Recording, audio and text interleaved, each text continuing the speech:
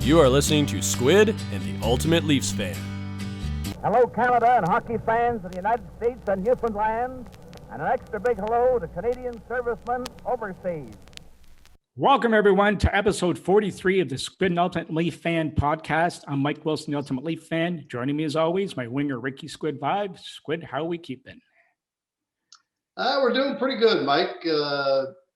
I didn't even bother shoveling all that snow that's out there from yesterday and the day before, but it's been kind of crazy. I mean, you go from shorts to snowsuit in 1 week. I mean, it's like crazy, but I mean, that's April, May in Canada. I guess we can't expect any different, really. Yep, that's very true. Well, today we have a very interesting guest joining us, probably one of the most decorated executives in NHL history, winning 3 cups with the Islanders and 4 with the Detroit Red Wings, Jimmy Devellano. Oh, Jimmy, smart guy and a wonderful person. I got to know Jimmy pretty good when I was doing Leafs TV in the 2000s, and Jimmy used to sit right by where we did the broadcast. I believe he was sitting there with his mother. I believe he brought his mother to all the games, and so I'd see him before we'd start the post game show and have a little chat with him and so on. So I got to know Jimmy pretty good. He was a pretty nice man. Well, we're going to have to ask him to see if he would get to know you a little better earlier when you were still playing and if he ever made a trade for you. So we're going to have to ask that one, right, and get that out of him to see if he ever had designs on you at one point. Because he loved to mess with the Maple Leafs. So he loved nothing better than probably prying you out of the Toronto area, that's for sure. So we'll get that one out of him at some point. Now, speaking of our Maple Leafs, the lads are in a little bit of a funk, Squid. The team looks disheveled. Goaltending's been weak the last few games. Now, here's a thought for you. Instead of beating on them, is it a coincidence the slide started right after the trade deadline and the new resources were on their way? Players may be gripping their sticks a little tighter, trying to stay in the lineup, trying not to make mistakes because everybody's watching and you got all these new players. And as I said, help's on the way. So I guess at this point, we got to look for little changes. Or is it? Oh, go ahead. Or is it the opposite, though, Mike? Is it the fact that, okay, the deadline's over, I didn't get moved, I'm safe, that's right. And all of a sudden, you take your foot off the pedal a little bit. But I expect tonight to be a lot different with Foligno, I believe, in the lineup. Yeah. And who else? Hutton. He's the only one playing tonight. Yeah. So I think Nick Foligno is going to make a big difference. He's a Zach Hyman type player, and with him out of the lineup, I think that hurts the team as well. So I think Nick Foligno can pick up a little bit of the slack from not having Zach. Sure looks good picking up Ben Hutton too, with Bogosian going down now for looks like a few weeks or maybe longer. Oh, I didn't know that. Well, when you got the other all into the boards, they kept it really quiet, but it's coming out now that he's going to be out for it looks like at least a few weeks and maybe longer. Oh boy. So I guess the key at this point is to secure a playoff spot in the postseason. Home ice isn't going to mean a whole heck of a lot, so I think you got to put all that aside and just launch your best lineup of the year and see how the chips fall. And that's really what it's going to come down to. Yeah, I mean, I think they're pretty much securely in a playoff position. I'm pretty sure that's not going to change. I mean, they're going to get in. And I think you're right. Like, home ice doesn't really mean anything in Canada and the Canadian division when there's no fans in the building. I don't think it really does. So, I mean, other than having the amenities in your own building, the nicer room, the lounge off the room, the kitchen, whatever the heck they have, and the video access right away and so on. Other than that, I don't think it makes that much difference. No, I agree with you. And I guess now they'll be rethinking their thoughts on Freddie Anderson, I guess, moving into the playoffs. But they'll keep him on that. They have to keep him on that list to make cap room, the LTIR list, at least probably until playoff time. But that's really all you really want him for. Same with Riley Nash coming in, and hopefully by that time you get Zach coming back, and hopefully Bogosian's back by then also. So we'll definitely sit back and see it all develops. I expect a little better effort tonight coming out of these guys. So we'll see. And Flano should inject a little bit of energy into the lineup. Everybody should play a little bit better tonight. So we'll look for that. Now, just while everybody's down. Well, go ahead. We should. They better play better, because it's true. These two games, Winnipeg could be, after these two games in Winnipeg, they could be tied with Toronto and still have a game in hand. Exactly right. So or maybe Toronto. No, somebody has a game in hand. Winnipeg does. Yeah. Now, so I mean, these are two very, very important games, and again, it's not that big a deal. But home ice, like I said, the ability to sleep in your own bed and to have the amenities alone probably is worth getting first place. Yeah, I wouldn't disagree with that. But to knock yourself out to get that, if it comes to playing a player too early to achieve that, I'd rather just sit him and wait and just take your chances elsewhere. You're going to have to win on the road eventually anyway. So let's see how it all plays out. So I would say, just to give everybody a little bit of a good feel today's Squid. Now we're taping this on the Thursday, and this course will be dropped to you guys on Saturday. But on this day, April 24th in 1999, just to make everybody feel a little bit better, the Toronto Maple Leafs scored twice in the last 2 minutes of play, so it can be done, including the game winner by Matt Sundin at 19:07 for a 2-1 victory against the visiting Philadelphia Flyers in Game 2 of the Eastern Conference quarterfinals. Now, 1 year later, on the same day, down 2-0. They're down 2-0 this time. They spotted them 1 the first time, in Game 2 the second time. They scored 4 straight in the second period for a 4-2 win over Ottawa, and everybody loved this, eliminating the Senators from the playoffs in Game 6 of the Eastern Conference quarterfinals. So there you go. But here's one on this day in 1969, and I think this will put a little bit of a puzzle on your face. Jean Beliveau scored his only career playoff overtime goal. I would never have thought that. And added an assist as Montreal beat Bruins for the 10th straight series between the two clubs, going back to 1946 from 69, with a 2-1 win at Boston Garden, Game 6 of the semifinals. I would never have thought one overtime goal for Jean Beliveau. No, that is something that is baffling, really. It is, as good a player as he was, as long as he played, and how powerful Montreal was, wow. Yeah. That got me, Mike. I'm telling you. I knew that would. I had to read that twice. I said, oh my goodness, I would never have guessed that in a million years. Well, I think, speaking of which, speaking of somebody who was back playing and working in the era, let's go and hear and listen what old Jimmy has to say. Well, Squid, our guest today can be best described as a hockey lifer. Starting at an early age as a fan, coach, scouted, and worked his way up to GM, but along the way was part of 15 championship teams, including 7 Stanley Cups, 3 with the Islanders that a lot of people forget about, 4 with the Red Wings. He, like us, Squid, is a published author and even dabbled in baseball with the Detroit Tigers, Michigan Hall of Famer, Hockey Hall of Famer. Well, we could go on all day about this guy, but I think to get the idea about this guy's stellar career, I'm referring to Jimmy Devellano. Jimmy, how are things in Sarasota, Florida?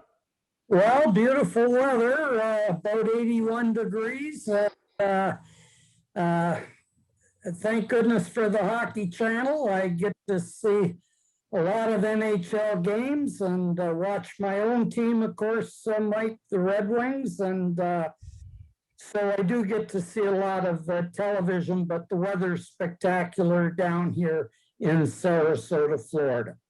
Well, Jimmy, I want to get the elephant out of the room right off the bat. So we don't want to beat around the bush in this one, but I have to know, the audience has to know right off the bat, did you at any time ever in your career try to trade for my co-host? Yeah, I did, actually. I didn't get too far. He was a premier goal scorer for the Maple Leafs, and they weren't going to send him down the road to Detroit, but I had many a conversation regarding him. I actually don't know if Rick remembers, but when he was about 18, I can't remember where we were. We were in some hotel, probably shouldn't say this. He was 18 and we were all in a bar. I was working, I think, for the Islanders at the time, and Rick was about to be baby bull. I don't know if you remember that, boy. That's a long time ago, but that's the first time I met Rick. He was 18 and getting ready to leave junior hockey to go to Birmingham as one of 5 or 6 young, good 18-year-olds that joined the Birmingham Bulls. Squid. Yeah, that was a great experience going there as a 19-year-old. Actually, I was 18. Okay. Then turned 19, I think, before I ended up going there. And it was a great experience. It was a great opportunity playing against men as opposed to boys in junior hockey. And I mean, the year before I had 76 goals in the Quebec League. And I thought, you know, I mean, what am I going to do? Go and score 100 goals? Is that going to make me a better player, or go and playing against men? So I took the other route, and, you know, it all paid off pretty well. So can't complain, Jimmy. Well, Rick, it was the right thing to do because you're right. You had mastered the Quebec Major Junior League. And let's talk about facts too. I mean, you were probably getting about $60 a week in junior. And of course, you know, you signed probably for a fairly healthy amount of money at that time in those days.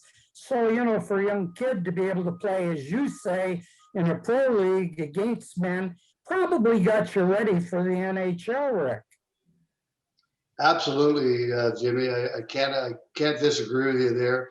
But actually, my first year in junior was $19.01 a week, and I think it went up to 24 or 25 something in my second year, and then I decided to go to Birmingham. I didn't get a ton of money, but I got 20 to sign and 30 salary.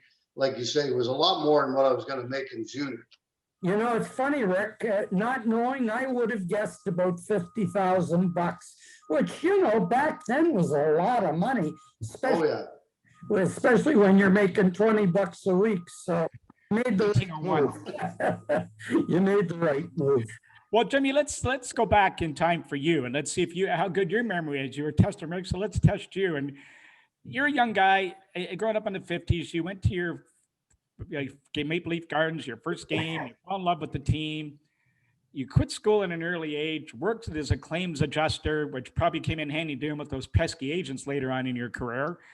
Started scouting on your own. Take us through that whole period, and sort of then leading up to the position scouting with St. Louis for no money at that. And you actually went to the draft, as I understand it, and tried to hustle a job. Yeah, well, you know, I always loved hockey. You know, I can remember my dad, I was 12 years old, 1955, taking me to Maple Leaf Gardens, you know, to see the National Hockey League. And to me, it was like going to the Vatican. I mean, I know I'm quoting Brian Burke, but to go into Maple Leaf Gardens, it just felt holy to me. I was in love with the place and in love with hockey.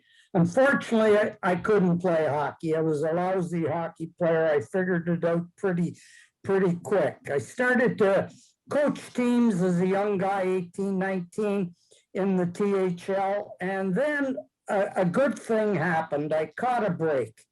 The break was that the NHL was going from 6 teams to 12.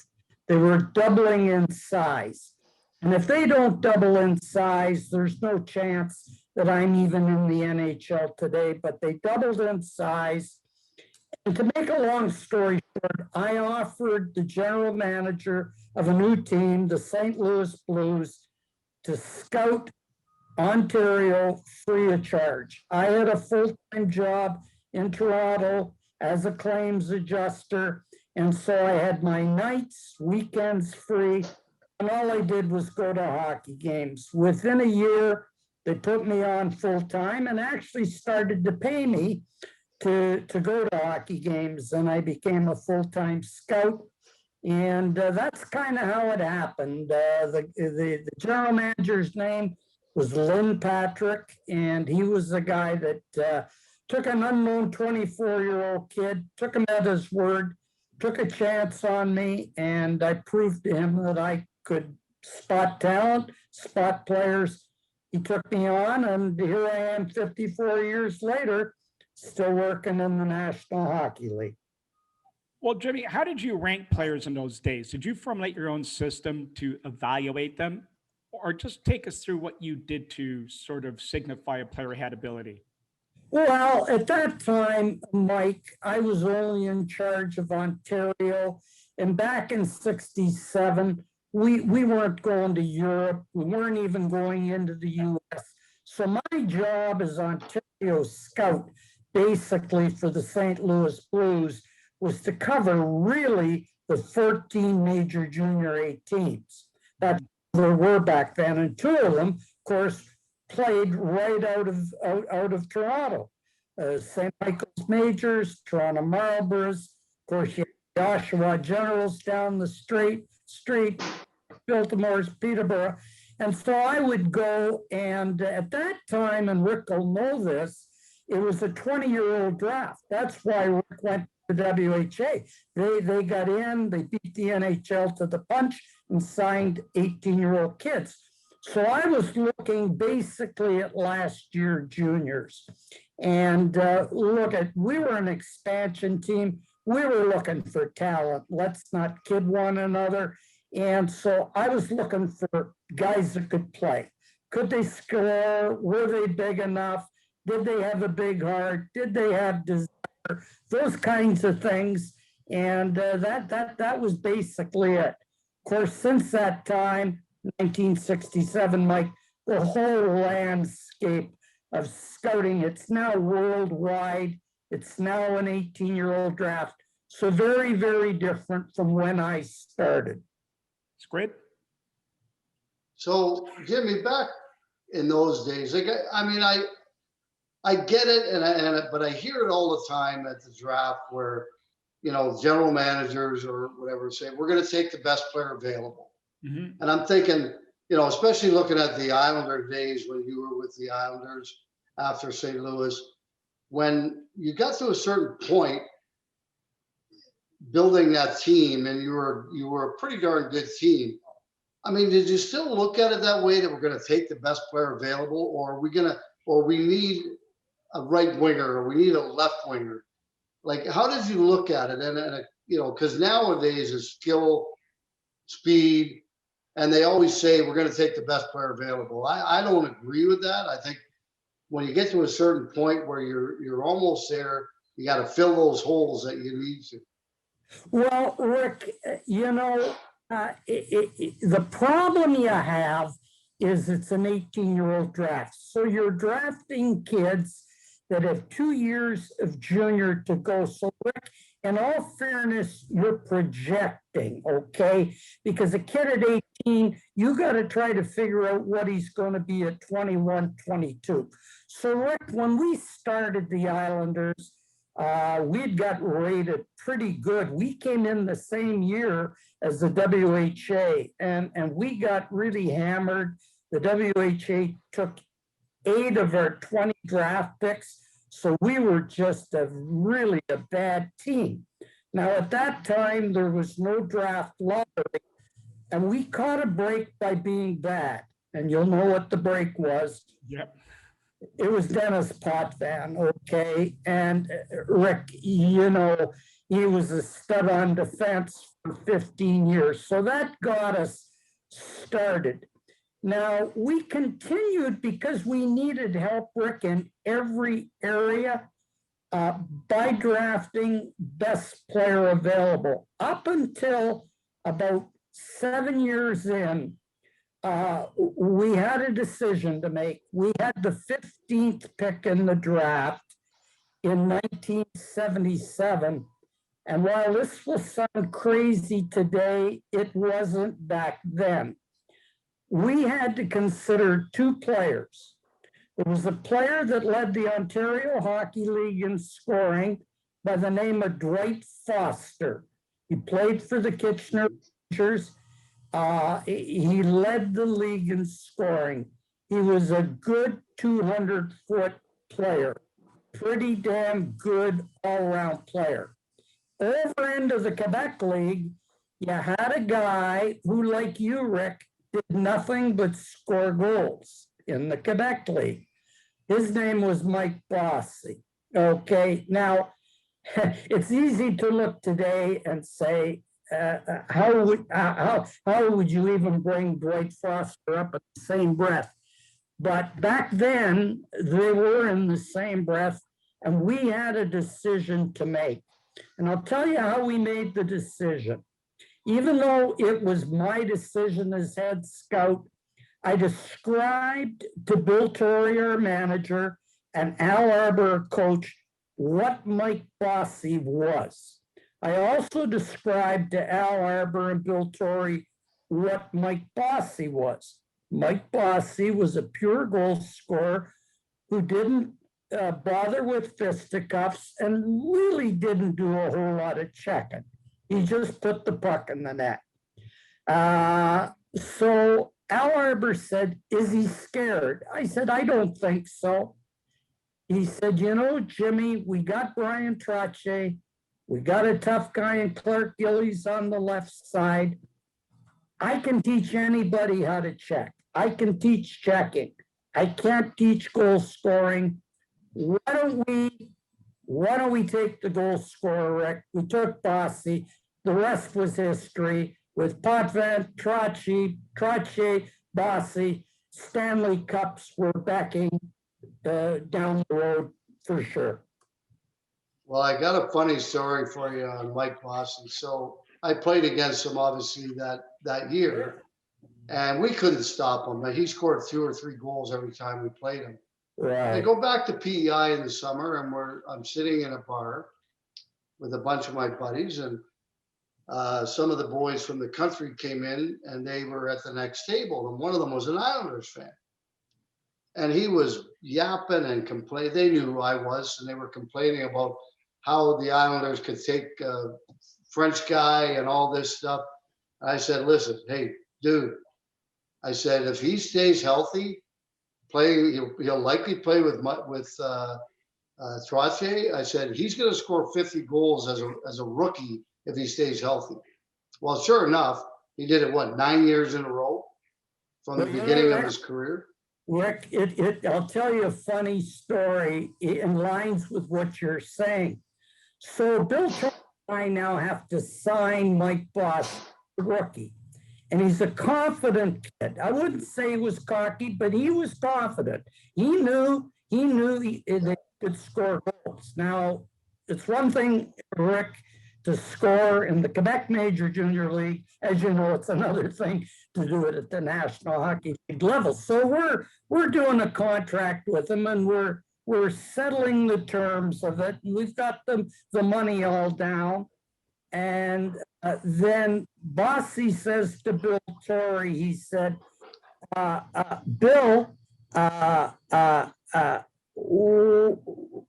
we gave him so much if he got 20 goals, so much if he got 25, and we stopped at 30, okay? We stopped at 30. He's 18 years old.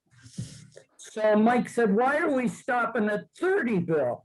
Why don't we 35, 40, 45, 50? Bill said, Mike, do you really think you're going to score 50 goals?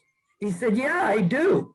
So we gave him the bonuses with no trouble, never dreaming. And of course, the first year, to your point, he came in, I think he got 53. His career, because he had a bad back year, bang on, 9 years, always over 50, and a few years over 60. He was a goal scorer. We caught a break. It was a good pick for us. Now, Jimmy, you just touched on the one guy who was kind of the architect behind all those guys in Al Arbour. Is it true that you were instrumental in him going to the island in the first place and becoming the coach? And if so, what did you see in him out of St. Louis? You may have saw him as Leaf also, but what did you see out of him as a person that you thought he could do the job for the Islanders?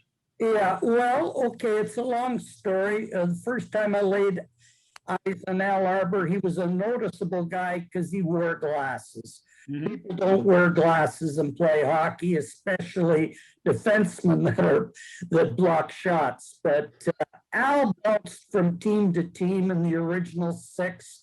He wasn't a highly skilled guy, but he played very, very hard. He was good defensively.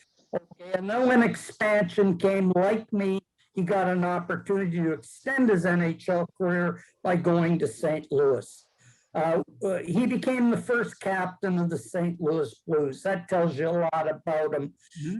He became the first captain. Scotty Bowman was very, very high on him, really relied on him to keep the team together, especially the younger players, the Barclay Plagers, the Bob Plagers, the Timmy Ecclestones. Scotty really relied on Al's ability to keep the team together. Early on, when Scotty stepped down from coaching in St. Louis, he put Al in behind the bench. To make a long story short, there was a lot of owner interference by our third and fourth year in St. Louis. Scotty Bowman was not getting along with the owners and had to remove Al. I thought it was unfair. Scotty, I know, thought it was unfair. And I got to really know him kind of as a person.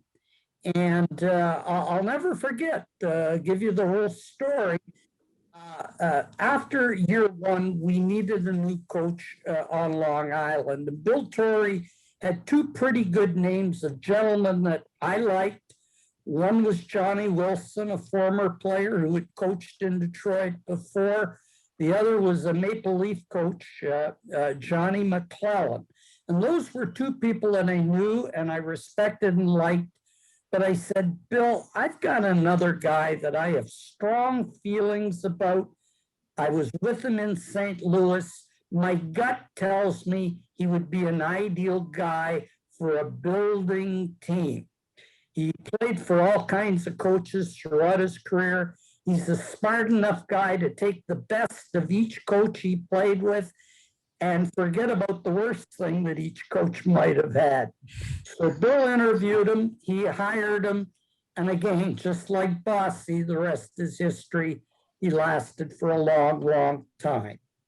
Well, after 3 cups, all of a sudden you get a call from, you've moved up the ranks, director of scouting, everything's working well. You get a call from a guy by the name of Mike Ellich. How did that all take place, and what was the pitch coming from him? Yeah, very simple. So we'd won our 3rd Stanley Cup. I had been involved in putting the Islanders together along with our scouts and Bill Torrey. And in 1982, a guy by the name of Bruce Norris was selling the Detroit Red Wings. It had been in the Norris family, Mike, as you probably know. Yes. 50 years. I didn't know who Mike Gillis was, but he was introduced to me as the founder and the operator of a pizza company called Little Caesars, now with 5,000 stores worldwide. When I met Mike back in '82, he had 300 stores. But anyways, he called me and said, Jimmy, I know you've been the number 2 man on Long Island. You're just coming off of 3 Stanley Cups. I need a guy like you that knows how to hire scouts, that knows how to teach scouts, that knows how to draft well. So he offered me the job, Mike. He offered me the job. And so in 1982, I went to Detroit. Now, I knew what I was getting myself into, and that was, quite frankly, the team was in the Detroit River. It had been a bad team for a long time. Missed the playoffs 14 out of 16 years, okay, in a league where 16 out of 21 got in. So that was the type of team I was taking over, and I had to sell ownership, the media, the players, the fans on, hey, I know you've been suffering a long time, but there's going to be a little bit more heartache here as we build. This thing is not going to be built overnight. I'll keep going here, Mike, because talk about rebuilding. I got Well, to. Jimmy, can I stop you for 1 sec? Because what I want you to get into is your mental approach coming from an expansion team as the Islanders building them to Stanley Cup champs. Now you're going to an original six team in a rebuild with a decades of history, an impatient fan base, as you pointed out, and an anxious owner who's been very successful in business, so isn't used to failure. How does that approach? I mean, pick it up from there. Well, I'm going to tell you how that worked out. And nobody liked it when I came in, either the owner or the media. And I said, this thing is not going to happen overnight. We need to treat the Detroit Red Wings like an expansion team. We really do. Mike, when I walked in there, Rick, when I walked in there, we had about five hockey players. You know who they were: Danny Gare, John Ogrodnik, Greg Steffen. I don't even know if I can get to five, okay? So it had to be treated as an expansion team. So I get there, and my first year, I missed the playoffs again. More agony. But just like the Islanders, I had the fourth pick in the draft, and we got lucky. Oh boy, did we get lucky. We got Steve Yzerman, okay, at fourth in the draft. And that gave us a true superstar with which to build around. And he was sort of the start of the rebuild of the Detroit Red Wings. Squid? Yeah, it's too bad you hadn't come to Toronto right around that time, Jimmy, and build around a couple of us that we had in Toronto, because the other guys. Anyway, Yeah, it would have been nice to have a guy like you that could build that franchise up from, you know, the three or four good players that we had back then, and like you did in Detroit. well, Rick, I appreciate that. That's really nice of you to say that, and a compliment. Actually, you know, I knew Mr. Ballard very, very well for other reasons. I liked Harold very much socially, very much. Had a lot of good times with Harold away from the rink, but I wouldn't go there, Rick, for two reasons. And I'll tell you, Harold wouldn't give me the freedom that I would need to operate. The other problem, Rick, was, and still is to this day, people aren't going to like this. Boy, it's tough with the media there. It is so competitive, media-wise, trying to satisfy 50 people every day that wants a piece of your hide. Detroit was a little bit easier, Rick. So, but I appreciate the compliment, and that's why I stayed where I was. Your approach, though, Jimmy, back in that time in that Norris division, if you're really realistic, you've actually mentioned this to me in the past, that you had to beat one team to get in the playoffs. So your goal, your eye was on one team 4 hours north of you across the border, and if you could beat them, success would follow. Well, you know what, Mike? That's exactly right. You know, when I was offered the job in Detroit, I knew what I was taking over, okay? I knew it was bad, but I looked at the division. It was called the Norris division. Of all divisions he was selling. And it was a 5-team division, Mike, and 4 made the playoffs. 4 made it. So I said, surely to goodness, Jimmy, within a year or two, you can pass one team. So I targeted Toronto. So the first year I got there, Toronto, Rick, your team beat, I don't know if you were there in 82, 83, but if you were, you beat us. Yep. You picked up 2 kids at the deadline from Montreal, Dan Daou and another defenseman. I can't remember, but it improved your club going down the stretch, and you passed us and made the playoffs the first year. But by year 2, I was able to pass Toronto, Rick, because of Yzerman's presence. He now came in. Who would think that an 18-year-old would come in and score 39 goals? I picked up Brad Park from Boston as an unrestricted free agent. He was playing on one leg, but he was better than most guys on two, to tell you the truth.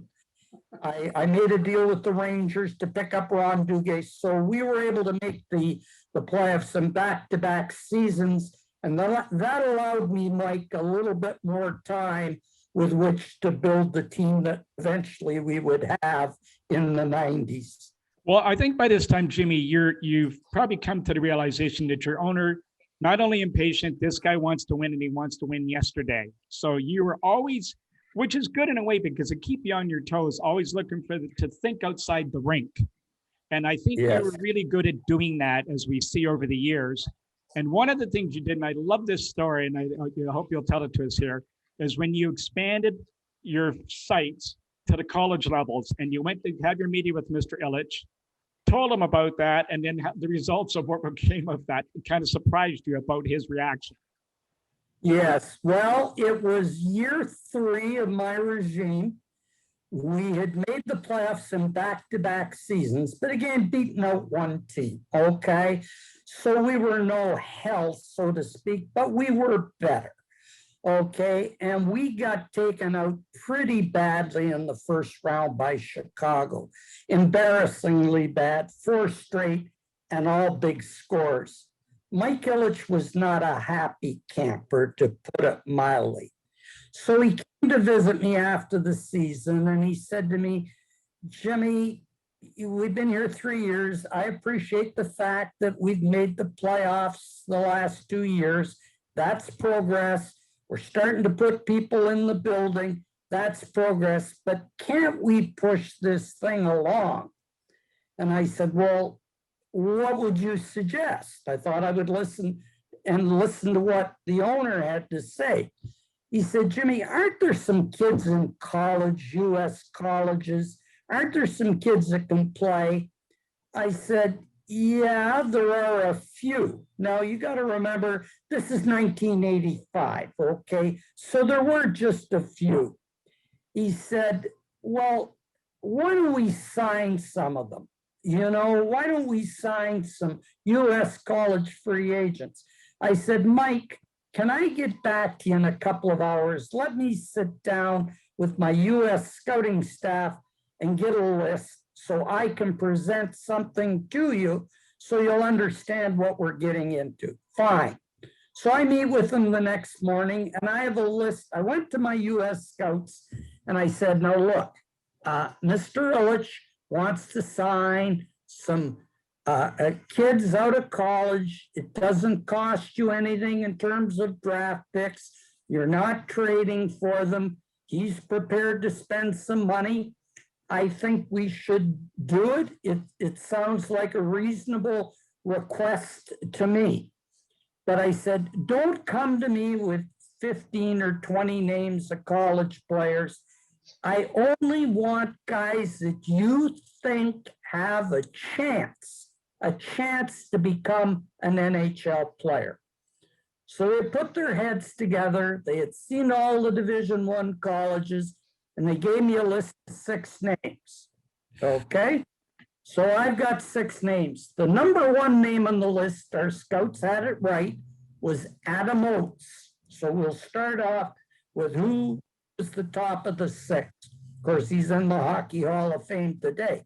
So we had that right. None of these kids had ever been drafted, Mike, including Adam Oates, right out of Markham, Ontario. Okay, so I went and had a coffee with our owner and I said, Mike, there are 6 players that our scouts feel have a chance to become NHL players, but they really are high on the top guy, Adam Oates. After that, there's a fall off, but they really feel that they might have an outside chance of making it. He said, I want them all signed. Get to work in them all. I just about had a heart attack, Rick. I had a heart attack. I said, Mr. Ellich, like, you know, he's a pizza guy. He doesn't understand the hockey business. I said, Mike, I called him Mike. Mike, I said, there's 21 teams in the bloody league. There are 21 teams. Do you think we're the only team that's going to bid on these players? Doesn't matter. Just go sign them, give them whatever they want. Give them whatever they want. Make a long story short, we signed 5 of them. I was under such pressure. I signed 5. Guess what? He was mad at me because I lost this to Pittsburgh. Well, tell the Burke story with Staszak. Well, That's the best one. Yeah, well, the second guy on our list was a young boy out of Philadelphia. Real nice kid, I remember him, hard-nosed kid, played at Illinois, Chicago. His name was Ray Staszak. And this is 1980. And he's number 2 on our list, so we go after him. But I had some doubts about whether he skated well enough to play, but our scouts liked him. He was on our list, so I went after him. And so I said, well, who represents you? He said, well, it's an attorney by the name of Brian Burke. I had just started to hear about this guy, Brian Burke. I just started to hear about him. He was hooked up with another guy, another attorney out of Detroit, Bob Goodenow. Everybody certainly remembers that. Yeah. They were hooked up, they were a partnership, and he represented Ray Staszak. So Berkey is only Brian Burke could and would do. He started to take this kid to all 21 teams, literally, to meet the manager. He took this kid on a tour of the National Hockey League and sold the managers and the owners on a bill of goods that he would be the next Bob Probert. Well, there's one thing I knew, he wasn't going to be Bob Probert, that's for sure. How would you find a Probert in U.S. college hockey? Come on, they don't even.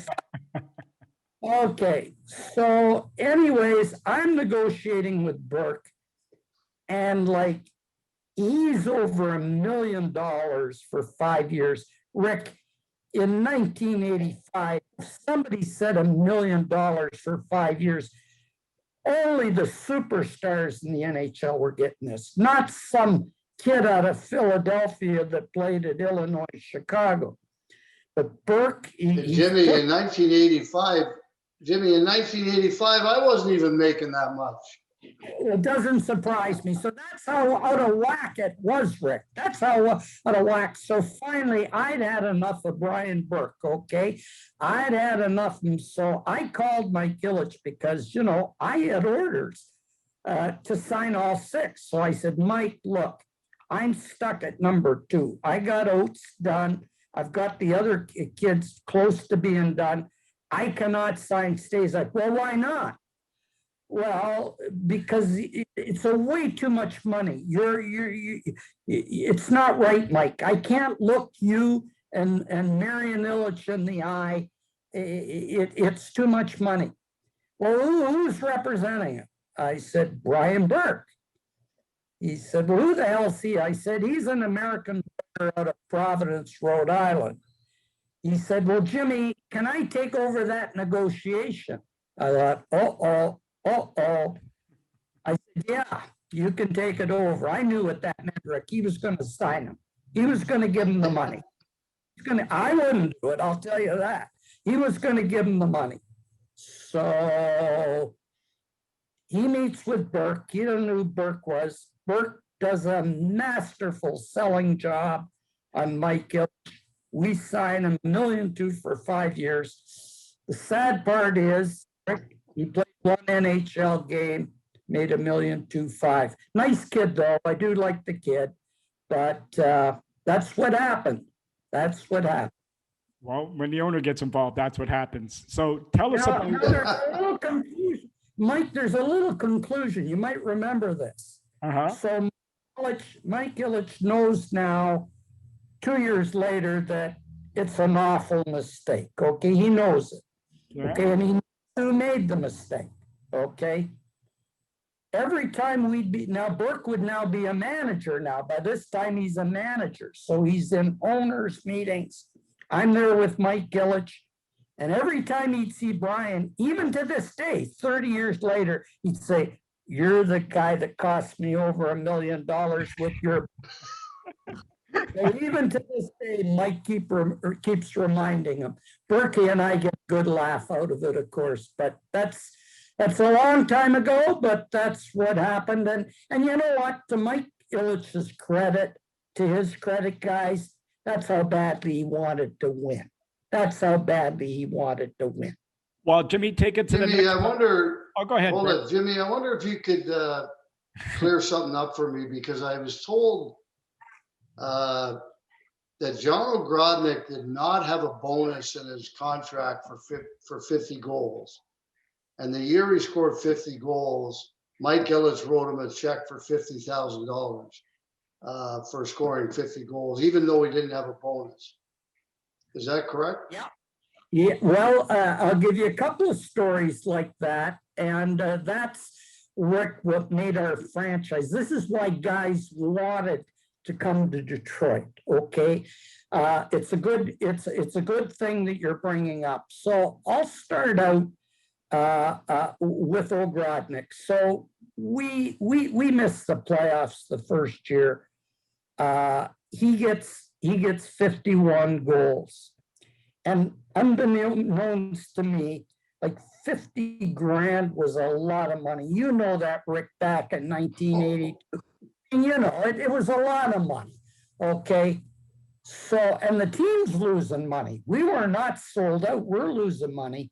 But when Ogrodnik got 50 goals, he walked into the dressing room, true story, didn't tell the coach, didn't tell me, which didn't matter. And in front of the team, he gave John Ogrodnik a check for 50 grand, slapped him on the back. Thank you for 50 goals. Now, there was a message there from the owners to the players. There was a message there. The message was, perform at a high level, Rick. Perform at a high level, and I will look after you. So next year, Rick, just to follow on that story, Steve Yzerman comes in as a rookie. And I had done his first contract with Gus Spidali. You might remember the name. Gus had been a permanent agent at the time. And I did Steve's rookie contract with Gus. And we both made a mistake, admittedly. We had a bonus in there, 25 grand if he was the rookie of the year, Calder Cup. Now, that's hard to do. You know, I don't need to tell you. Only one rookie ever wins it. So we put in a bonus, 25 grand. I mean, he was only making 60,000 the first year. So we put this bonus in, but here's where we weren't on the ball, both Gus and I. We should have had a bonus in there. Second for rookie of the year, 20 grand. Third, 50, fourth, 10, because there's always 4 or 5 good records. We should have protected the kid a little bit. We didn't. One bonus, 25 grand. True story. Yzerman gets 39 goals, and he can't win the Rookie of the Year award. He finishes second. Do you know who got it? The 5th guy, Tom Barrasso of the Buffalo Sabres. Hard to believe. He beat Steve out. I mean, here was a kid that come out of high school, Rick, a goalie, taken 5. They were nuts when they took a goalie out of high school, but he went right to the National League and he won it. So I went to Mike Illich. I went to Mike because I saw what he had done with John Ogrodnik. I said, Mike, I'd like to throw something by you. He said, what's that? I said, I said, the agent and myself, we didn't protect Yzerman properly with his Rookie of the Year bonus. He said, well, explain it to me. I said, well, we gave him one bonus for 25 grand if you won the Calder Trophy as the Rookie of the Year, but we should have looked after him a little bit less for 2, a little less for 3, 4. We didn't do that. And he said, well, what did you promise him if he had won it? 25 grand. He said, I'll look after it. Opening night the next year, right before the season, he asks our coach at that time, Nick Devellano, can you give me 3 minutes? Just give me 3 minutes. Nick says, sure, Mr. Ellich, fine. He walks in front of the team. And of course, when the owner walks in, the players get quiet. They're sitting on their bench. Iserman puts his arm around him and says, you're my rookie of the year. Here's 25 grand. Okay. So Iserman, see, there was a message there. This was the smartness of Mike Ilitch. Okay. Guys wanted to come now. They knew he was going to treat them well. I can remember, and I know I'm going on and on here, but in '86, when we went to the Final Four, Rick, we won 2 playoff rounds. The players' bonuses were 16 grand from the league for winning 2 rounds. Ellich had a party after we won 2 rounds. To us, it was like winning the Stanley Cup. I won't lie to you. Winning 2 playoff rounds, holy cow. We won 2 rounds. He has a party at his house. As the players come in, he hands them each an envelope. You'll never guess what was in each envelope. $16,000. He matched the league bonus for every player. Now that's a party, Rick. That's a party. Well, you know what I mean? Now, Jimmy, now you got me really mad that you didn't get me to Detroit, because I would have made a lot more money. You probably left $500,000 on the table, Rick. I'm sorry to tell you that, but you know, that's all part of it. And those were the things that Mike Ilitch did that really helped us. Okay, when we went after Paul, when we went after Luc Robitaille, when we went after Dominic Hasek, when we went after Brendan Shanahan, they had heard the stories. Well, Jimmy, before that, let's get into what really turned the team around, bringing in Scotty Bowman in those later in the mid-90s and the Russian 5 story. I mean, it's a terrific story, great book, great documentary, but it all started with the drafting of something that was done outside the rink again by you with Sergei Fedorov. Walk us through that. Yeah, well, okay. So I'm getting into year 2 and 3 in Detroit. Not everybody's got a lot of patience. The rebuild isn't going as fast as other people would like it, Mike. And I had to try to, see if there was some way we could get better. And I was getting a little bit frustrated, guys, with getting into the 3rd, 4th, and 5th rounds. And what I was getting out of the draft was American Hockey League players. I wasn't culling NHL players in the 3rd, 4th, and 5th rounds. And I said, this is going to take forever to build at the rate we're going.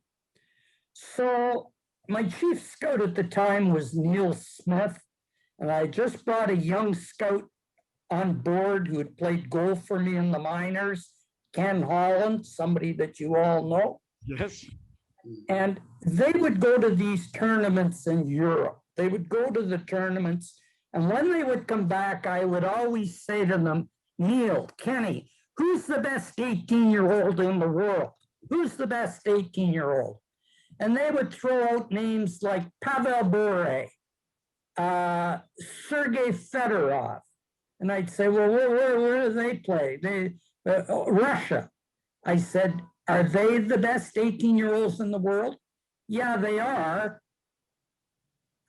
But they said, Jim, we got to forget about them because you can't get them. There's an iron curtain.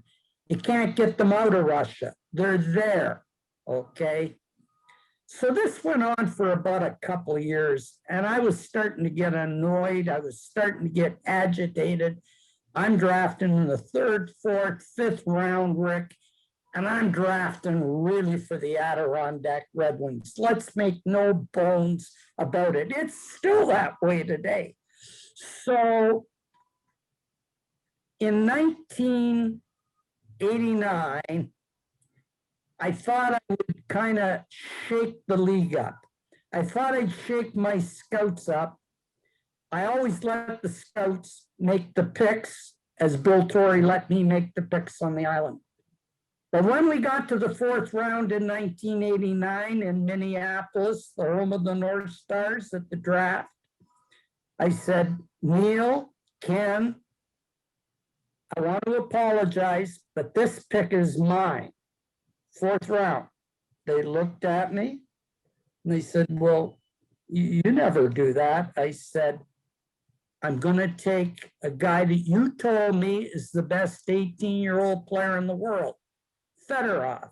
Yeah, but Jimmy, you're going to waste the pick. You're going to waste the pick.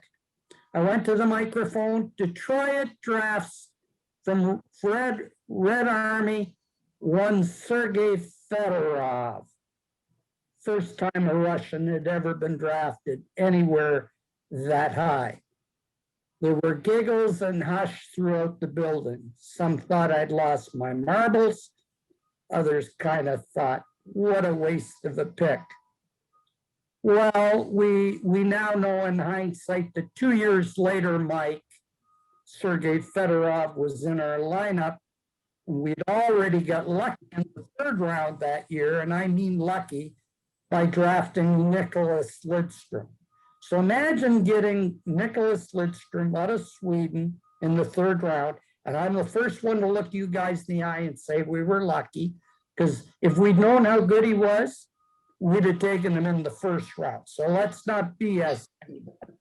Okay, Rick, I'm not BSing any. And then I take Fedorov. Within 2 years, they're in our lineup, and now we've got Yzerman on top of it. I knew, Mike, we were on our way. We had 3 superstars, 3. But Jimmy, let me stop you for 1 second on the Fedorov. Your philosophy, though, is what actually intrigued me. And I'll just sort of throw this at you and remind you. Your philosophy was, this kid's 18.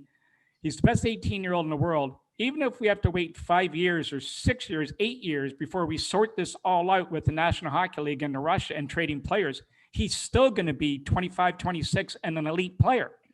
Well, funny you say that, and thanks for bringing that up because you know the story, Mike. So after the draft, I called my owner to give him a rundown of how I thought the draft went. I said to him, I said, Mike, I said, I got good news for you and some bad news. He said, well, give me the good news first. He said, I like good news. I don't like bad news. But the good news is I drafted the best 18-year-old player in the world, the best. And he said, oh, it must be our 1st round pick, Mike Sillinger. No, I got him in the 4th round. Well, who the hell how would you get the best 18-year-old player in the 4th round? I said, he's a Russian. He's behind the Iron Curtain. Oh, I said, look, Mike, you may fire me down the road, but if you get him 10 years from now, he'll be 28. If you get him 10 years from now, he'll be right in his prime. I just got you the best 18-year-old in the world.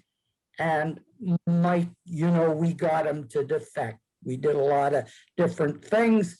We pulled him out of the country illegally, got him to defect. And now you got Yzerman. Now you got Fedorov. Rick knows. I mean, imagine Rick down the middle, Yzerman and Fedorov with Lidstrom on fence. You know, we were on our way. We were on our way.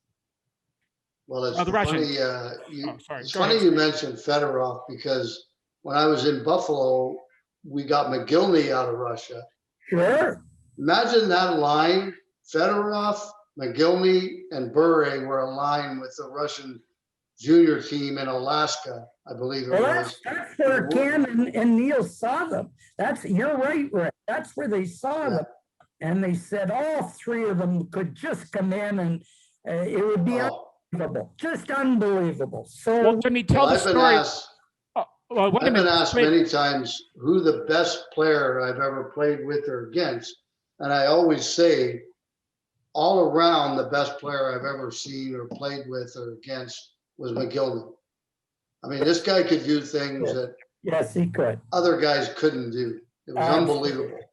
Sure. Well, Jimmy, tell the story before you go further that a lot of listeners won't know how you got, I know this is a soft spot with you with this one, and Pat Quinn, how you almost got Bure the next year and got screwed out of him.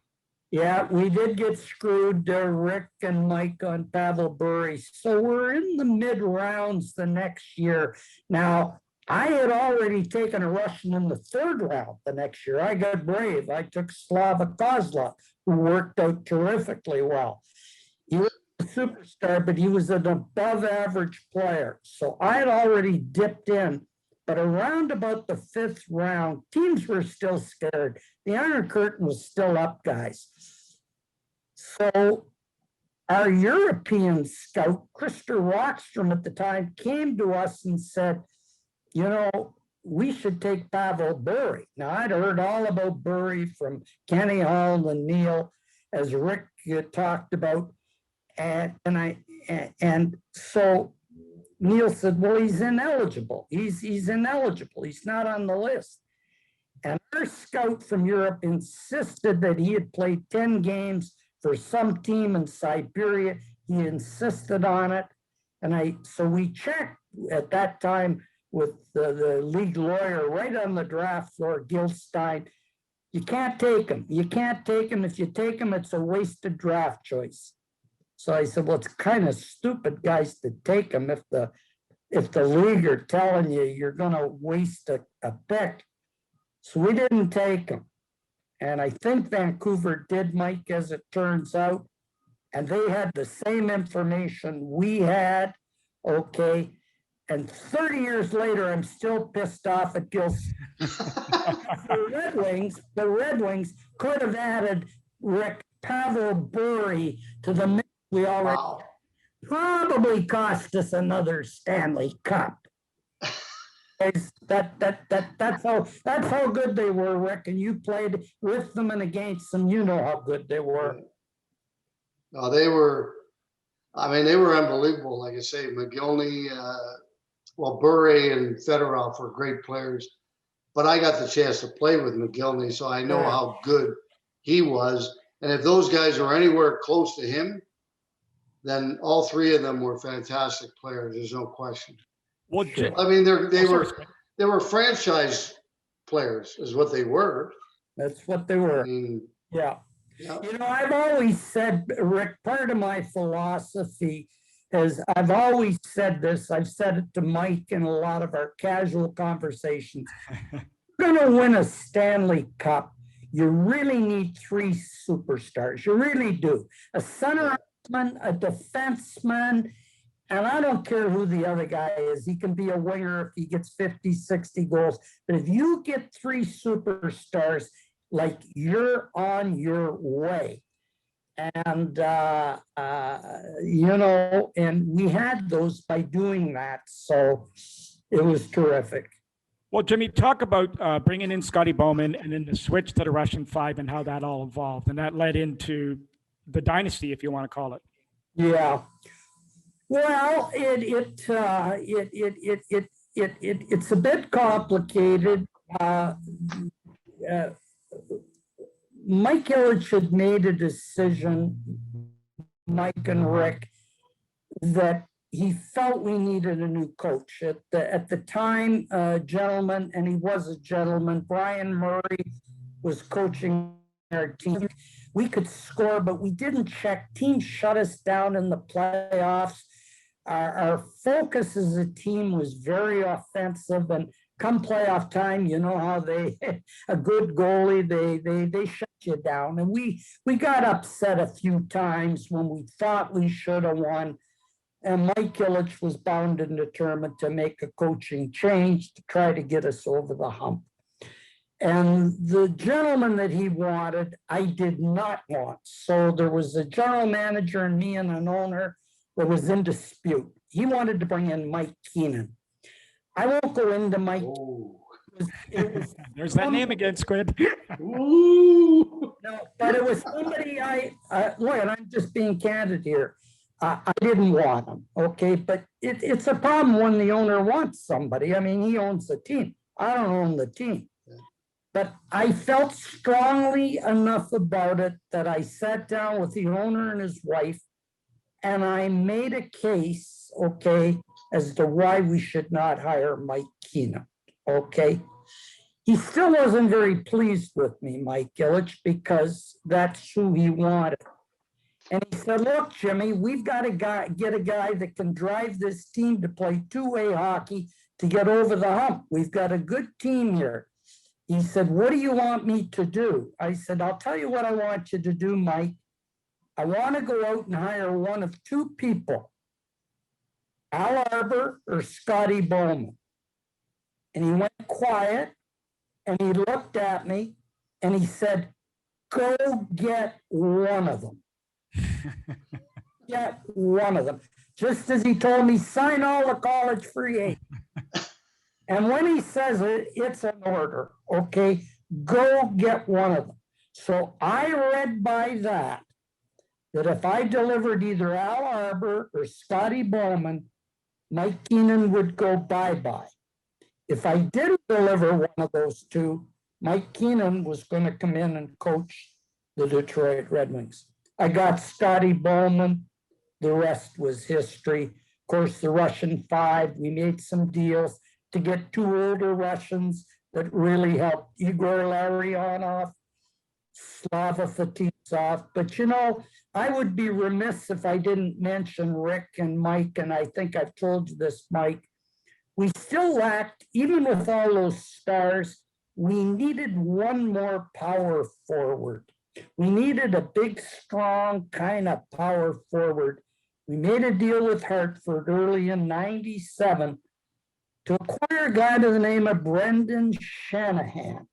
And he came in, he was the last piece, and we would win back-to-back in '97, '98. Brendan was a wonderful compliment to Yzerman. Rick, especially on the power play, as you could appreciate, was a power forward. And you know what? He could put the Dukes up if he needed to sweep the flies off of Yzerman as well. So it was a good pick. It's great. Yeah, it's funny. I want to go back just to mention a guy that you talked about a little earlier, Nick Devellano, who was your coach when you came in there. He ended up being the assistant general manager in Calgary when I was coaching St. John, their farm team. Okay. And I got to tell you, he was a pretty difficult guy to work for. I mean, he wanted Rick. He wanted faxes every night after a game with every single player rated.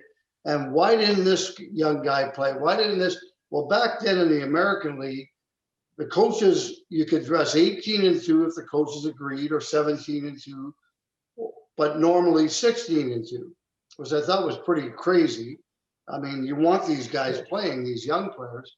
Sure. And every time we played Michelle Therrien's team in Fredericton, he dressed 16-2, so I had no choice. And Nick would call me the next day and say, you know, what the hell? Why wasn't he playing? Why wasn't he playing? I said, well, I can't play them all because every time we play Fredericton, he won't play any more than 16-2. Rick, Nick was a hard guy to work for. He was a terrible guy to work for, okay? And I got rid of him for that reason. He was not a people person, okay? He was not a people person, and he really wasn't a nice boss when he was a boss, okay? So, with you, I was not a fan. So, but that was very early in my career. I corrected it. He was just too tough to work for, much too tough. And so I'm sorry you had to work for him because, I mean, you know, Rick, maybe you would have had a better coaching career, seriously, if you were working for a guy that understood, you know. But no, he was very negative guy. Well, it's funny you mentioned that too, because I remember I was there for 2 years. And I don't know how many times over those 2 years they would call and say, we need a right winger, we need a defense, whatever it might be. And of course, I had Marty St. Louis there. Wow. And so, you know, he was always a forward that I'd say, you got to take him up. And they go, no. Anyway, but in 2 years, they only took the player that I mentioned once. Every other time I said, yeah, call this guy up. And the next day I'd come in, they'd be packing someone else's bag. Finally, I said, what the hell did you guys hire me for? Exactly. Like, this is part of my job is I'm with these guys every single day. And, so it was very difficult situation for me. Rick, And Marty, we went there after they both got let go and had meetings, and the scouts were like, no, he can't play. I said, gosh, guys, Marty St. Louis can play. I said, if you give him the opportunity with two good players, I said, he'll get you 30, 35 goals and assists every year. They said, no way, he can't play. Well, yeah, he can play. He's in the Hall of Fame. He won a Stanley Cup, won a scoring championship, won a Hart Trophy. Yeah, it wasn't so bad after all. Yeah, he worked out. Yeah, well, Rick, just further to that, I think the other guy there that you're talking about is Al Coates, right? Mm-hmm. Yeah, I wasn't a favorite of either one of them. I don't mind telling you. It's pretty brazen when you put a guy in to coach your minor league team and you don't listen to him, okay? Mm-hmm. You don't operate that way. You put a good guy in there and you listen. Who's your best right winger? Who's your best defenseman? So it was a bit disrespectful, and I wasn't a fan of either one of those guys. I don't mind telling you. So, Rick, I'm with you. Well, I felt disrespected, to be quite honest with you. And then, Sure. of course, Craig Button comes in. Craig Button comes in as the general manager and tells me in mid-July that they're going in a different direction. And I'm like, and the funny thing was about that was, oh gosh, what's the gentleman's name who was assistant GM in Buffalo? Larry Carrier. Oh, yeah. Called me and he said, I want you to apply for the Rochester job.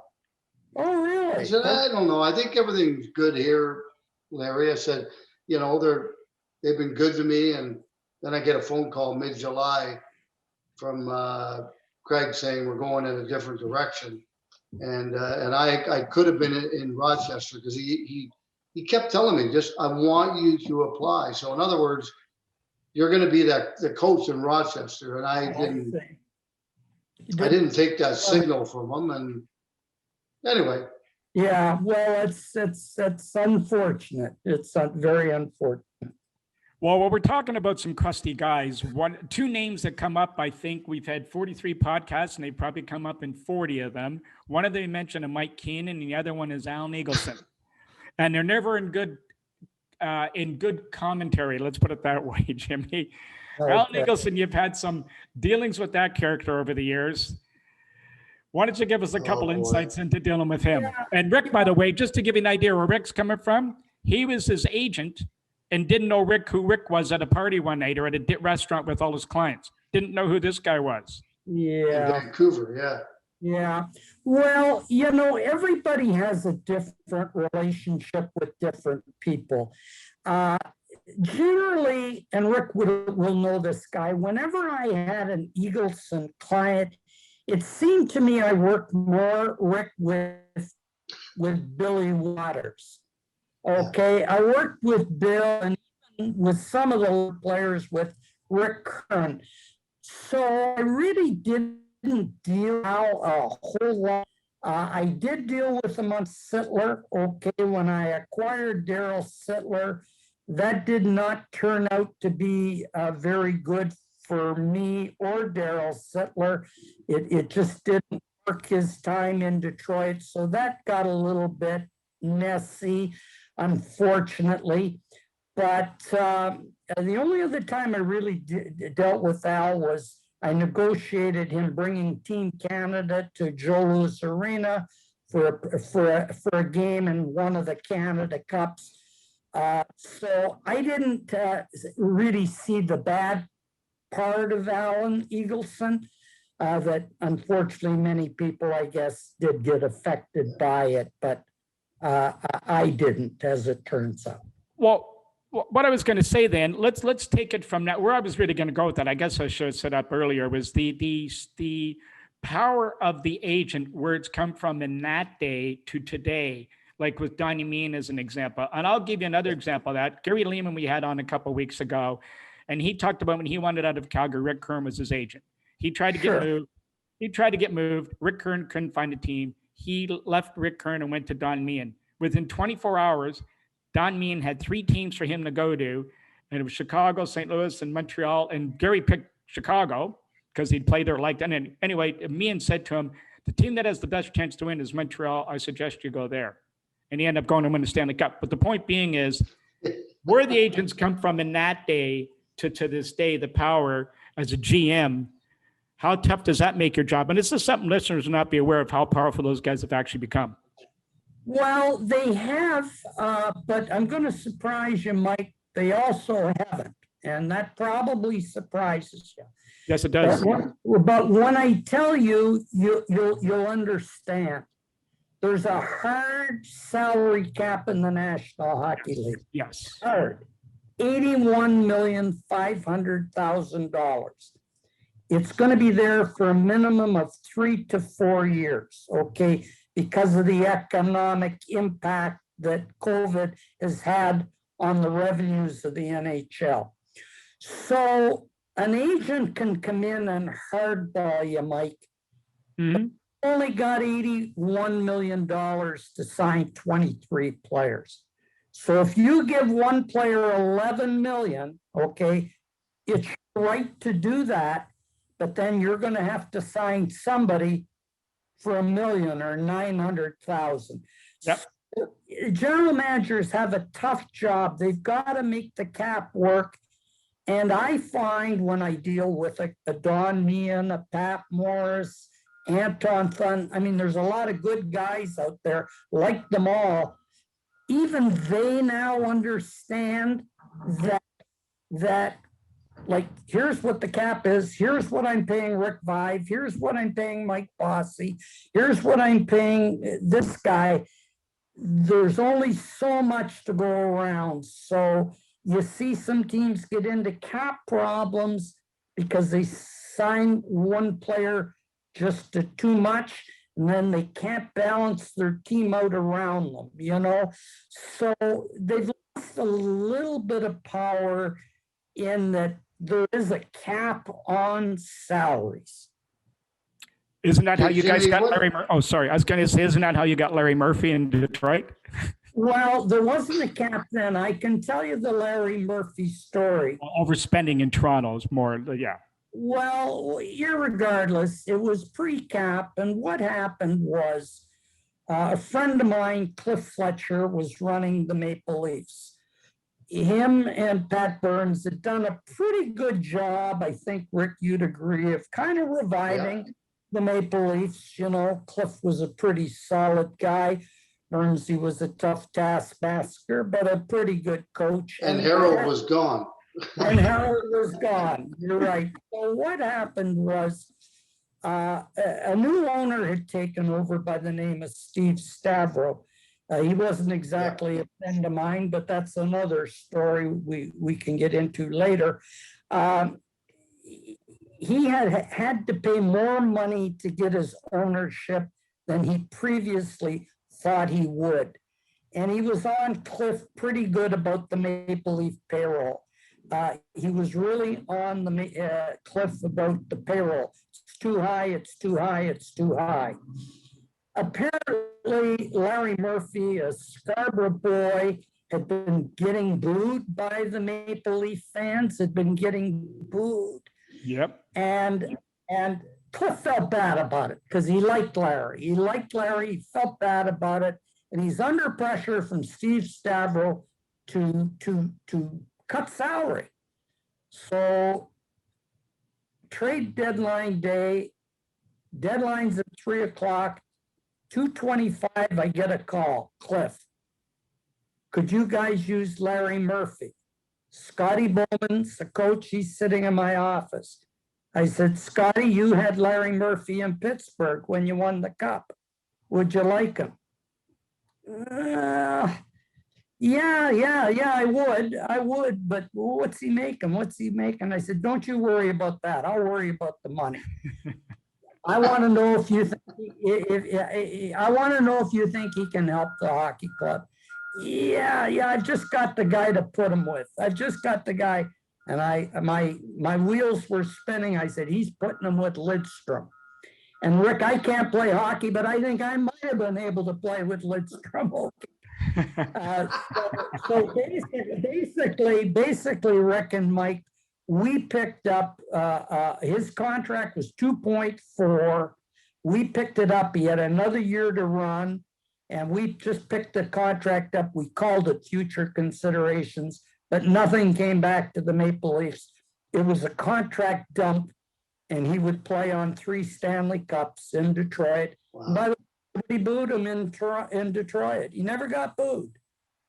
So no, he did. He got booed a lot in Toronto. Oh, yeah. I wanted to ask you, Jimmy, what you think of what difference salary disclosure has made in the National Hockey League. I mean, I think it probably works both ways. Like, no one's going to get really overpaid because there's always a comparable on other teams. Yes, a good point, Rick. Obviously, as part of management, we preferred that it wasn't in, but times were changing, okay? The right players, agents were becoming more powerful, as Mike had said, and basically the players through the NHLPA voted to have salary disclosure. So everybody knew what each other made, so there was a lot of comparisons when you were doing negotiations with agents. But again, Rick and Mike, at the end of the day, the salary disclosure is actually okay now because you know what you can spend. Like, as Steve Yzerman builds the Detroit Hockey Club, he knows that he can only spend $81,500,000. He can't spend a penny more than that.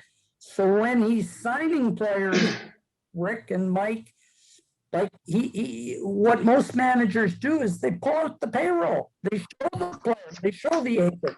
This is your piece of the pie, okay? This is your, so if you're Connor McDavid and Austin Matthews, I'll pick on them because they're great hockey players. They're getting a big slice of the pie. They should. They drive the bus. But it means then that the 4th line guy and the 3rd line guy take a little bit less. Yeah. You know what I mean, Rick? So there's good to it, there's bad to it, but there is a cap, and quite frankly, Rick, it is a good thing for the sport. It does save the league. It saves us from ourselves because, we've gotten carried away in the past. Detroit's been guilty of it. The Leafs have been guilty of it. The Rangers have been guilty. Rangers. Yeah, no, because, big market franchises, Rick, you gotta sell tickets. You gotta, TV is very important in those markets. And so, many times with no cap, you'd pay more than probably you could afford to pay. So those days are over. The players know what the cap is. The agent knows what the cap is. And the managers know what the cap is. So it is what it is. And you negotiate within those parameters. Well, Jimmy, I want to go back to. Go ahead. Hold on, Mike. Go. Speaking of one of the guys we mentioned before, Al Eagleson. Yeah. He was the head of the Players Association in 80, I believe it was 87 or 88 when I was on the right. Yeah, he was just on the committee. He was coming Players Association committee, and we were doing a new CBA. And the 3 things we wanted was free agency was 32 years old. Right. Ridiculous. Right. We wanted 28. We figured we might get 30. But the big one we really wanted was, we wanted to get rid of recallable waivers as well. And we wanted salary disclosure.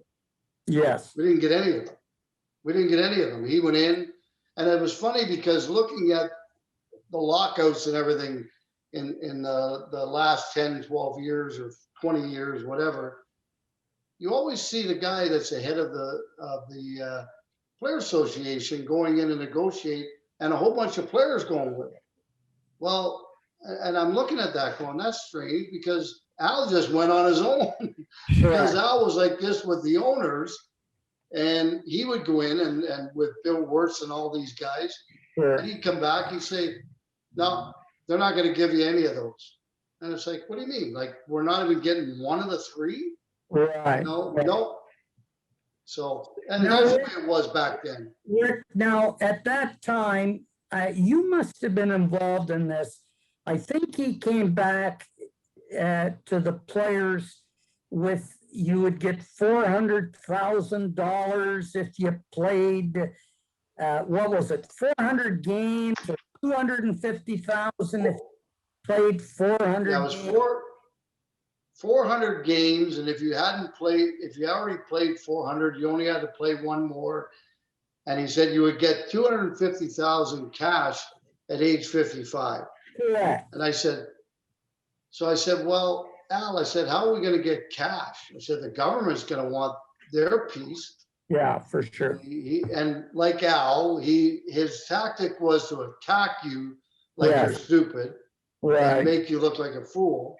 Sure. And so then anyway, it all fell apart. We got nothing.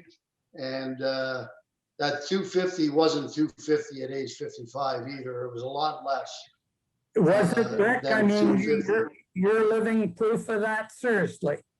Like you would have, yeah, okay, interesting. Because I often wondered about that, because it was put into some mutual funds or something, and I didn't know how the heck you could definitively say 250. So you're verifying to me that it didn't turn out that way. I don't believe they put enough money in at whenever your age was when you got that 400 games in order to get it to that level at 55 with all the things that have happened since then. But I know when I was 55, mine was like probably about 140 or 150. Really? But I do know some guys that, I don't know whether they took it out and put it somewhere else. But theirs ended up being, close to 250 at age 55. So I left mine with whatever company it was that had it, and it never got to that point. So I see. Yeah, I often wondered about that. Well, at times, Rick, obviously changed.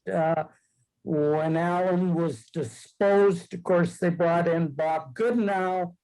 And things changed in a hurry for the benefit of the players, for sure. So I guess that's a good thing for them, but the old timers didn't do nearly as well, for sure. Well, speaking of doing well with financials, Jimmy, I would be remiss if we didn't get into. You mentioned before about Steve Stavros and him getting along with him. I have to guess that it had something to do with the Maple Leaf Gardens takeover, and you. In your role you played, but for listeners who aren't aware, Jim actually started to accumulate Maple Leaf Garden shares at a very early age, used Stanley Cup money from the Islanders to take a big position. And being a Bay Street guy 40 years of my life, it's a very interesting story for me. So Jimmy and I have talked about this a lot. You became one of the largest single individual shareholders of Maple Leaf Gardens, along with Harry Ornest. And maybe you want to tell us a little bit about that and about your battles with Stavros over that whole thing. And actually, you helped set the hammer price, actually. Yeah, I did. Well, it was 1976. I was making a grand total of 16 grand a year scouting for the New York Islanders. But I was single. I didn't have any kids. And I saved my money and I started to buy shares in Maple Leaf Gardens. Oh, Jimmy, let me stop you for 1 sec. Rick, this is going to drive you nuts. Give him the reason why you believed in Harold Ballard, and Leaf fans are not going to like this answer, but it's a very good investment answer. All right. So what happened was I knew that Maple Leaf Gardens was a cash cow.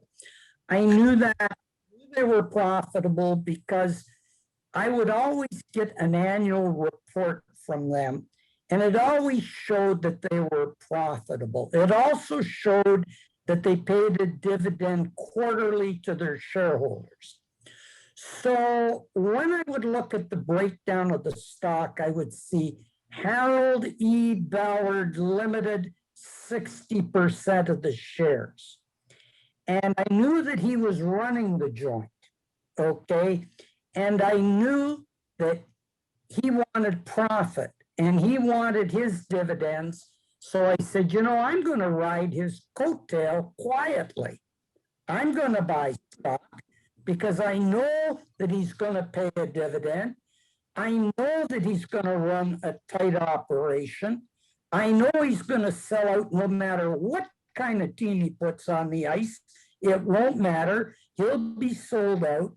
And so with that, over a period of 20 years, I accumulated 32,750 shares over a 20-year period, which actually made me the third largest owner of Maple Leaf Gardens. Now, it's laughable when I say that because Ballard was number one with 60%.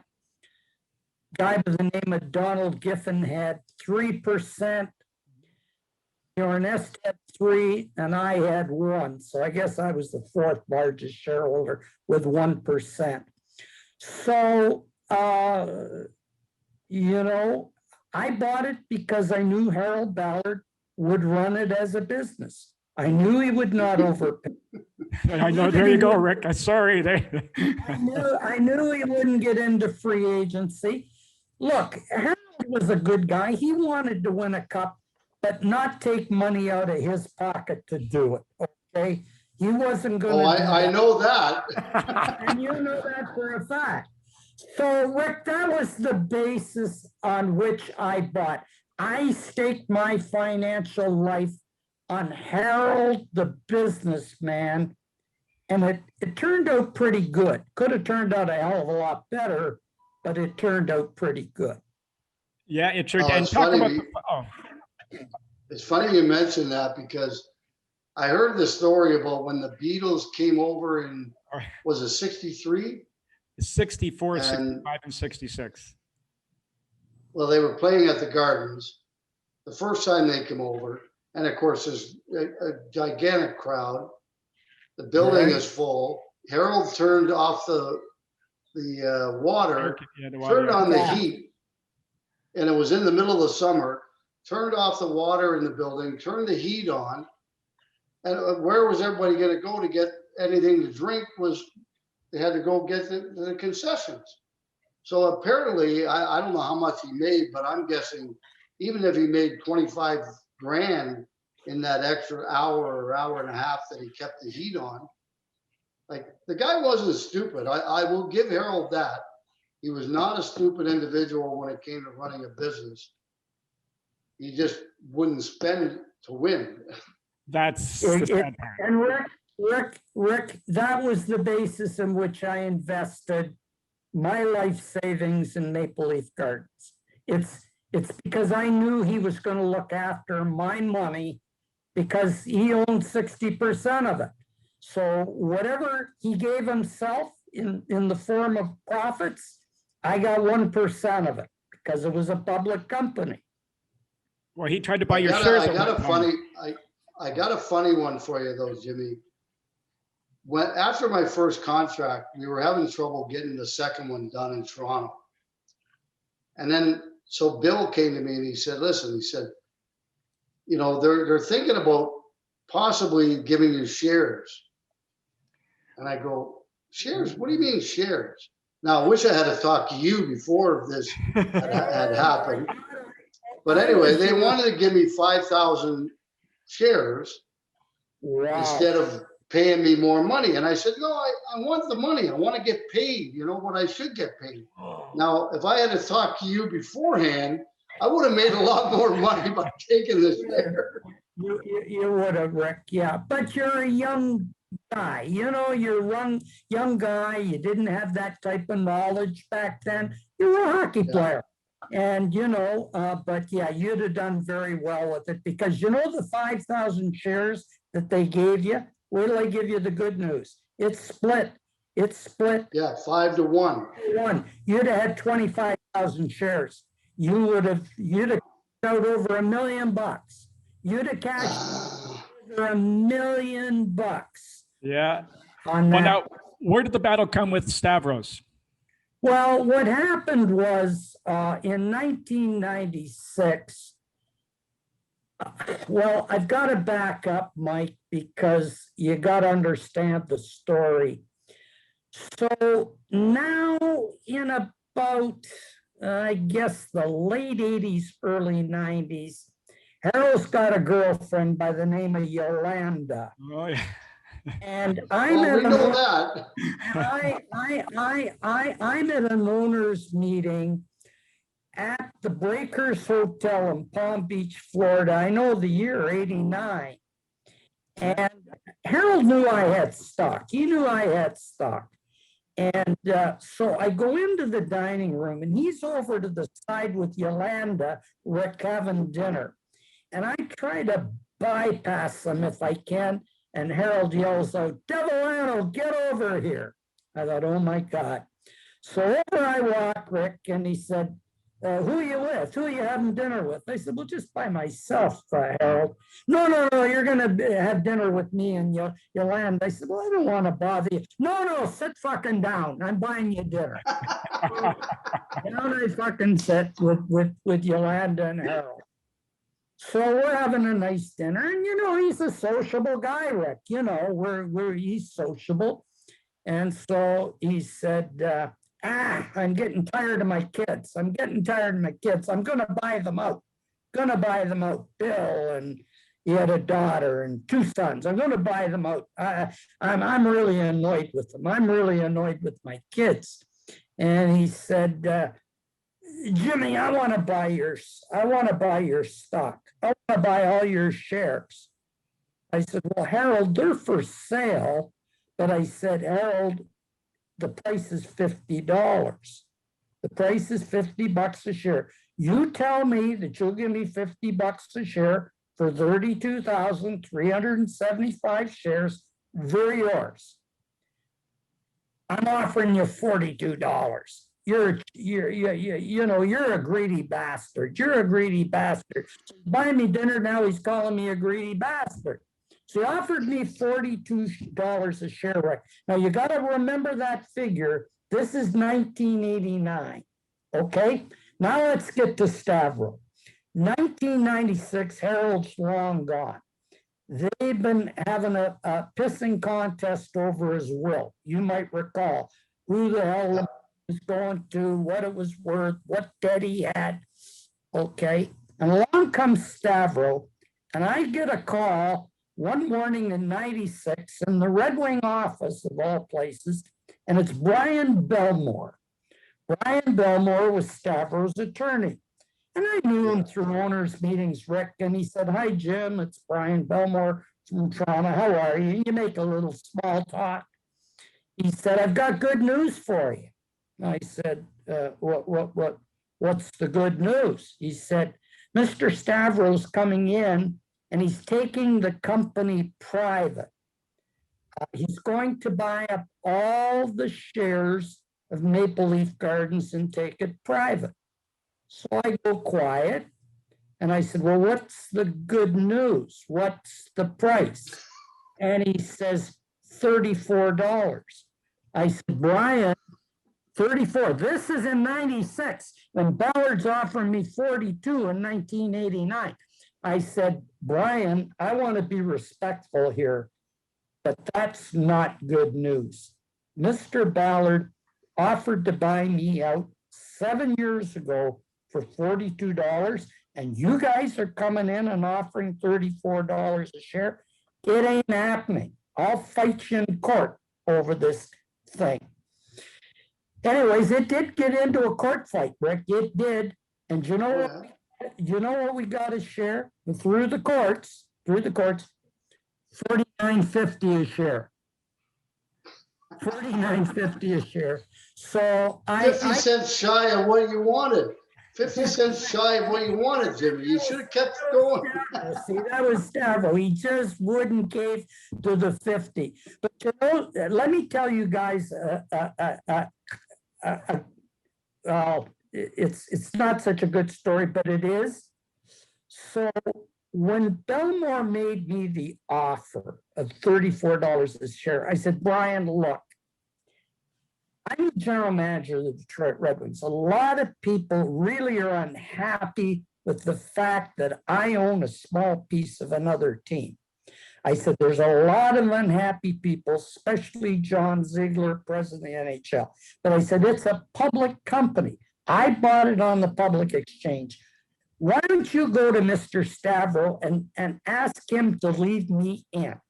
Ask him to leave me in, and I'll hold the 1%, and I won't cause any trouble. I'm running the Detroit Red Wings. Just pay me the dividend that Ballard paid and leave me in for 1%. Can't do it. Can't do it. Well, Rick, I'll be quick here. When I sold, I got $1.6 million. That was my return on an investment of about $300,000. Over 20 years, I turned it into $1.6 million. Sounds good. Sounds good. If they'd left me in, Rick, I hope you're sitting down. I see you are. If they'd let me in, seriously, Mike knows this, and I had 1% of the MLSC today, I'd be worth $40 million. 40 million. So you can see why I don't like Steve Stavro. True story. Oh, now I'm thinking, well, True story. maybe I should have taken those 5,000 shares. Yeah, You should have. You should have, Rick, but however. Well, Jimmy, we've taken a lot of your time here, and listen, we could go on for hours talking as we normally do. We just want anything to wrap up before we let Jimmy get back. He's got his Red Wings probably to watch tonight. I know the Leafs will be watching. Yeah. On tonight also, but anyway. Okay, so what's next with the Red Wings, Jimmy? I mean, where do you go from here, from the bottom? Long haul. Yeah, Rick, it's very obvious to everybody that we're in a rebuild. It's a long rebuild. Rick, because the league now is a very, very different league to operate in than what I operated in with the Islanders in a 16-team league. Then I went to Detroit, it was 21. What Steve Yzerman has taken over is a team that's in a 32-team league. Last year, we finished dead last, rightfully so. We had the worst team in the league. It was a team that was devoid of talent. And we're just being honest with our fans that we're going to nip away. We're going to try to rebuild the thing. We are trying to do it. Rick, we've made a little bit of progress this year, okay? There are actually, when I look at the standings, 4 teams under us. Last year, there was nobody under us. This year, we've passed 4 teams. So a little bit of progress, but here's the scary part today, Rick, about building a team. So when you're dead last, 16 teams make the playoffs, Rick, and 16 don't make it. 16 don't make it. So the job we have starting last year is, how do we get better than 16 teams? It's pretty scary, Rick. It's a tough job. And so Steve Yzerman has taken that over and he's made some progress. The progress, of course, is going to be slow. And but we've got patient ownership. They understand, and our fans have been very good. And maybe our fans have been good, Rick, because we've leveled with them. Just as I'm talking to you about rebuild, we're telling them the same thing. We're not BSing them that a year from now we're suddenly going to be real good. It's a slow process, Rick, and it involves getting some real good players, obviously. Well, Stevie did it in Tampa. I'm pretty sure he can turn it around in Detroit. I don't think he'll have any. Seems like a pretty smart guy when it comes to building a team, what he needs, to win.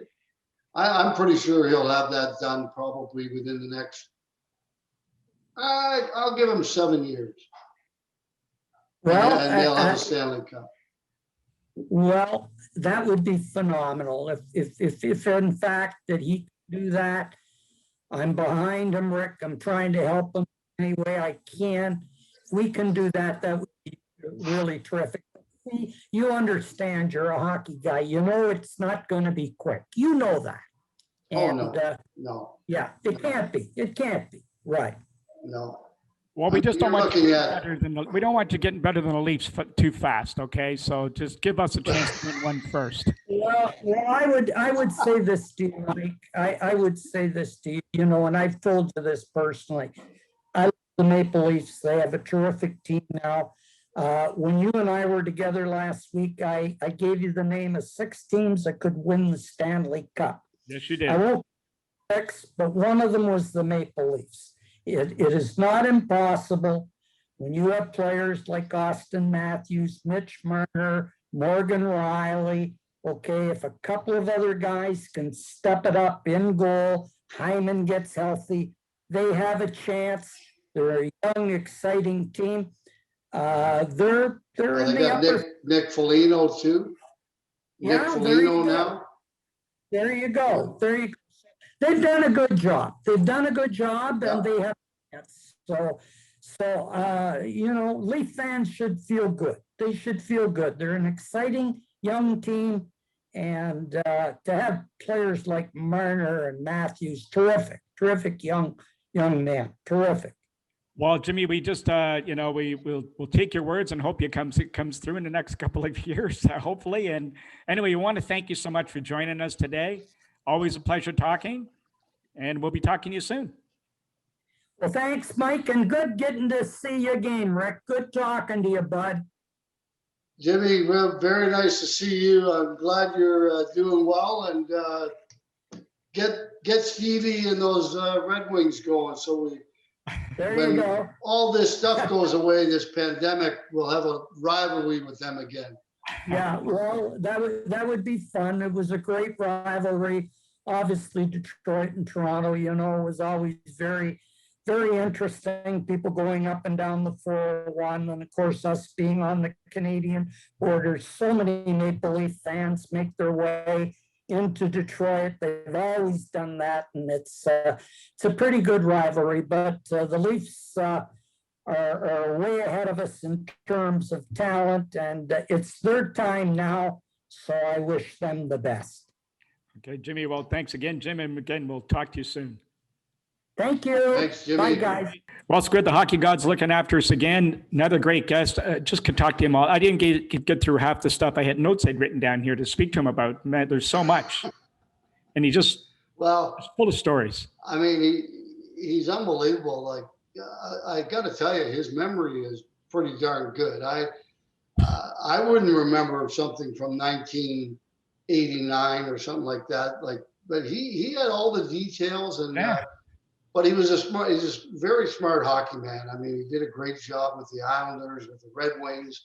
I mean, what a great story he is, really, as a person, becoming what he was and doing what he did and winning all those Stanley Cups. I think it's fantastic. And again, I still have 0. Why? I wanted to get into him about the scouting and actually breaking down the scouting about what makes a good scout, what to look for, what, the difference between like somebody like me looking at a player or a pro like himself, or, talking about signing guys like Shanahan Hall and all those guys he brought in at the end, as opposed to trying to sign those guys at the beginning, and just all the different things he went through and some of the trades. And we'll get him back on again somewhere down the road and go through that kind of stuff. But I just love to get in a little deeper dive into the actual, what really they look for in players and stuff. Yeah, and I think, I think one of the answers he's going to tell you is that, you're projecting what this player is going to be, when he's 22 or 23 years old, when he's 18. And that's a tough thing to do. It's pretty tough to say in 4 years or 5 years, this guy's going to be star or whatever the case might be. So a lot goes into it. There's some are no doubt, you know, you look at them like a Connor McDavid, a Matthews, and guys like that. Yeah. And you go, I mean, it's a no-brainer. You know, he's going to be a superstar. The other guys, a little more difficult. Well, I mean, how many guys do we have on this show that when they start off as an 18-year-old, they're 5'10", they weigh 150, 160 pounds? Yeah. Yeah, no, absolutely. So you just never know. I mean, you know, I would have to say the top 12 picks in the draft are pretty much no-brainers. The rest of the first round have a real good chance. And then I think after that, I think it's kind of like throwing a dart at a dartboard and hoping you hit the right number. Oh, you're right. I mean, well, Berkey said that. I mean, the first dozen, the work is all done for you by every other scout and every central scouting and every analyst in the business can analyze, does all the work for you. It's after that where the real stuff gets deep dive for the general managers, and they really got to start digging deep. So anyway, we want to thank Jimmy for joining us again today. Another exciting bunch of stuff he passed along to us. I can't wait to hear what the listeners have to say about all of that.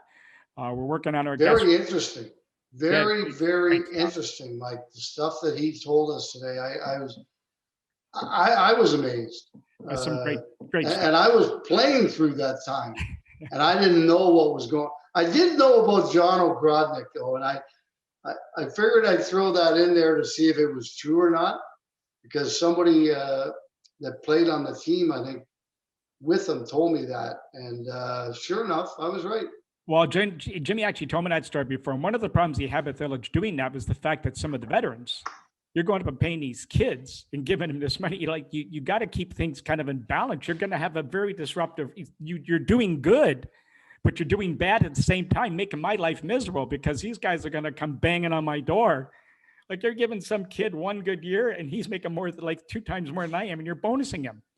And I've been in the league for 10 years and done. So there was all that aspect to it too that we'll get into when we get Jimmy back on again. So anyway, we do another great show, we think, from our guest. Want to thank everybody for tuning in and listening. I hope you enjoyed it. Let us know what you think. You can reach us on YouTube. Look for Rick under Rick 5 on his website.